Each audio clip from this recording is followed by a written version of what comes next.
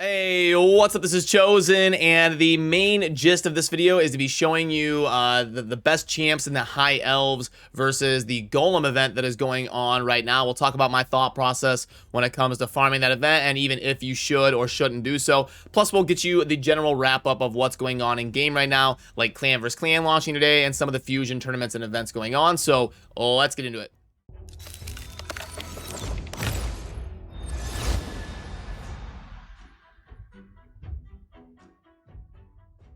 Alrighty, so yeah, like I said, the main point of this video, because I just kind of did the fragment summon launch wrap up video yesterday morning, so now I wanted to really do a deep dive into this event, mainly show you the team that I'm going to be using and talk about the High Elves faction in general. So what we can see here from this event is it's not one that you have to feel super guilty about skipping. It is nice that you get the charms here, and then the epic book and the legendary book. So it's technically worth doing, especially if you're going to finish in the top 2, and you're going to get bonus charms, a free shard, and some relentless gear. So I do anticipate this event to have very low participation rate. So it should be one of the easiest ones ever to finish in the top 2, as long as you can get a reasonable high elf golem team, which admittedly is going to be very tough. I had to play around with a couple different compositions and swap a little bit of gear around to make it happen, and I have a pretty good account, pretty end game with lots of champions to choose from. But now let's go ahead and pull up the faction and talk about some of your options.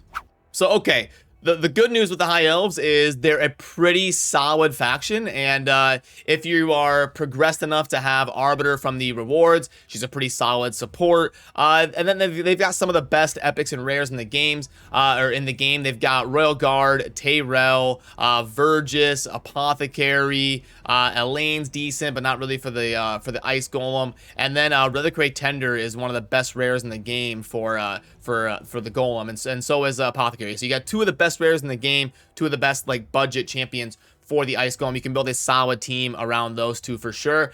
You do want to be a little bit careful about using Royal Guard, because if you're chunking down the Golem's HP bar, if you haven't dealt with the minions yet, he's going to ignore defense and just absolutely demolish your team. Unless you've got a ton of HP, unless you've got 75k HP on everybody, you're going to get roasted, especially if you're using like Tayrel as your other DPSer. He's a high defense, low HP champion typically, so it's pretty easy for him to get clapped. So if you're putting a team together, you really want to focus on getting good HP numbers on your champions in case you do run into a situation where he does his big slam with both of his minions up. He's going to ignore defense, and if you don't have really good HP, you are just going to die.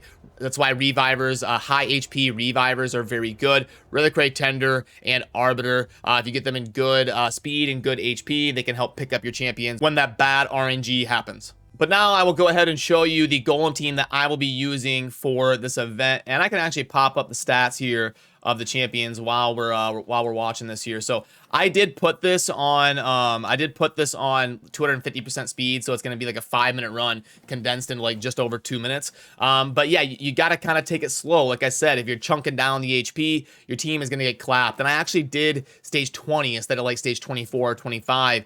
Stage 20 is actually better for event points, so there's nothing wrong with dropping it. If you typically farm dungeons 24, 25, nothing wrong with dropping it down to 20. You still get plenty of points if that's your goal, is to get that legendary book and then win the relentless gear. So that's what I did. Dropped it down to stage 20, and then you can see I went all supports basically. Tayrel being the one that's going to do the majority of the damage. I put Tayrel in speed and lifesteal, and then I just have 4 people designed to kind of support him and make sure we're able to sustain the run.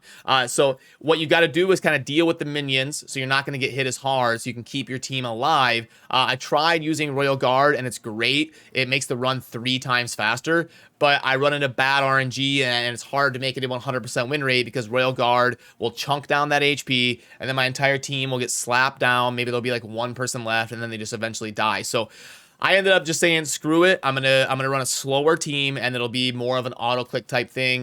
Maybe during the day when I'm running errands, or overnight when I'm sleeping. It's gonna take 5 minutes to run. It is what it is, and then I'll kind of see how my points are shaking out, if my group is realistic to win and all that. The Golem, it's tough to hit both parameters on the Golem. It's tough to farm it fast and with a 100% win rate. It's usually pretty realistic to do one or the other. It's pretty realistic to get a 100% win rate, and it's pretty realistic to farm it fast, but it's tough to get both 100% win rate and do it super fast. And especially when you're faction locked like this, where I can only do high elves, that makes it even tougher. So there is the stats on my champions, the team I went with, and why I was kind of thinking, or what my thought process was in terms of doing that. But you can see using both of the good rares there with Apothecary and Reliquary. They are a couple of the best rares in the game, especially for the Ice Golem.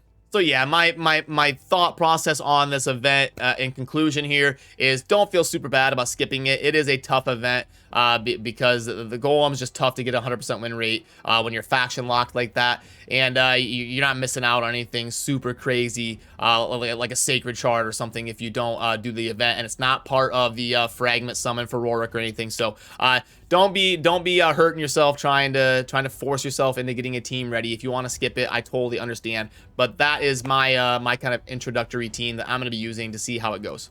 Also, CVC has officially launched, so now is the time. Whatever you're gonna do in game, book a champion, train a champion, upgrade things in your Great Hall. Whatever you were going to do, you want to do it now during CVC. And we actually do have a 10x that is live today. First, it is going to be Cardial, and then tomorrow we're going to be getting a 10x for Sishia. So you can see here the 17 hours that you see on screen. When that counts down, we'll get a new one starting for Sishia, and then she will be in a 10x tomorrow from Ancients and Sacreds. Today is going to be a 10x of Voids for Cardio, but remember, the rates are not boosted. It's still going to be 0.5% for the Ancients and the Voids, and then it's going to be 6% for the legendary for the legendaries. So not going to be a 2x coinciding with this. But what this is a mechanic to try to incentivize players to pull shards during CVC because they did boost the points that you get for acquiring champions when you're pulling shards during CVC. So also worth mentioning, if you've got some champions from Fragment Summons that you have not pulled yet, for example, I just got Gomlock for the Fragments yesterday. I did a secret room in the Doom Tower and unlocked Gomlock. Now, I could pull this right now and get a bunch of CVC points. My mentality on this is I'm going to wait until kind of the last hour or so of CVC, and I'm going to see if I really need to push to get as many points as possible. If we're down by 1,000,000 points or something, then I don't need to waste it. I can wait for the next CVC because I don't need Gomlock. It's not going to change my account. I don't have to pull these Fragment summons right away today or anything. It's not like it's a Siphi or something. So what I'm going to do is wait and see if it makes sense. If I need to really push for that extra 100k at the end of CVC because it's a really close match, maybe I'll pull it. If not, I can just go ahead and wait until the next CVC for one that isn't a blowout, and then really min-max my points.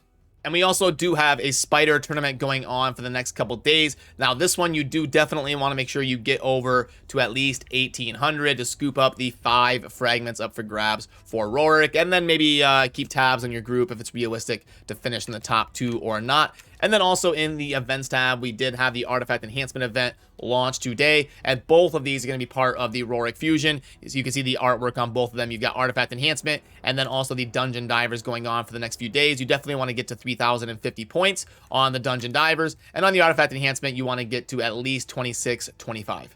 As we move on into the shop, let's get this cleared out, see if there's anything worth going over here. So we've got a pack string. It's a void pack string. Now, the void pack strings are typically the best ones for high spenders. So if you've got a high budget on raid, in terms of the string kind of chained offer packs, these are the best ones typically. I can plug in the first one here to demonstrate. For people on a budget, they still usually don't grade out that well. But we can go gems and 300k.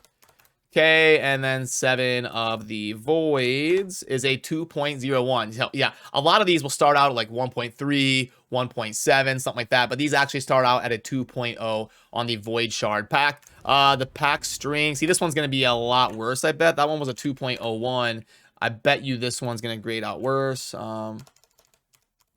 Gems of 150. And remove those. Yeah, see 1.15 on that one. So the void string is definitely better than the silver string, in my opinion. Monthly is about a 2.5 for value. And then a great deal mix pack here. We've got a bunch of champion training type stuff. 250. Nope, that's 2.5. And then we've got 8 of the 4 stars. and 5 of those, a 1.54, so not very good there. And then at least they're making these a little bit more realistic. These used to be like $15, I think, but honestly, this should be like $5. It's rare gear, and probably only 1, maybe 2 of them is going to be good enough to keep. And then what you get, what's the value of 100 energy? And let's see here, because you do get a little bit. It's not just the gear. 200K. Yeah, so you get 65 cents worth of like ancillary stuff besides. So you basically got to ask yourself, is that gear worth $9? Now this offer should be like $5 in my opinion, for people that just want to throw a little bit of money out there to get some gear, maybe like early game, mid game developing accounts. But yeah, for most of you, these offer packs are not going to make sense, especially when it's gear like Cruel. Now if it's Lethal or Divine Speed or something, it's a little bit different, but usually those are priced insane because of that.